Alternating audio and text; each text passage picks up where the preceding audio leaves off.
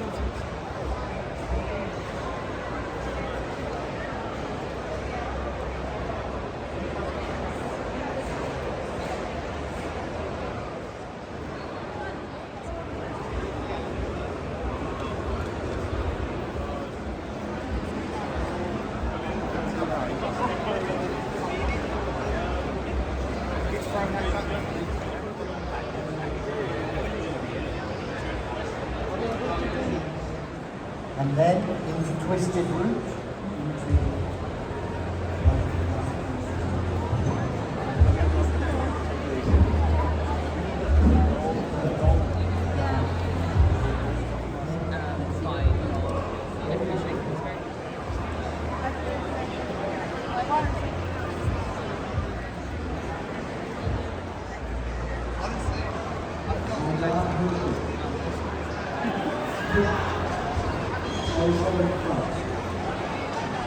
huge space, right in the front.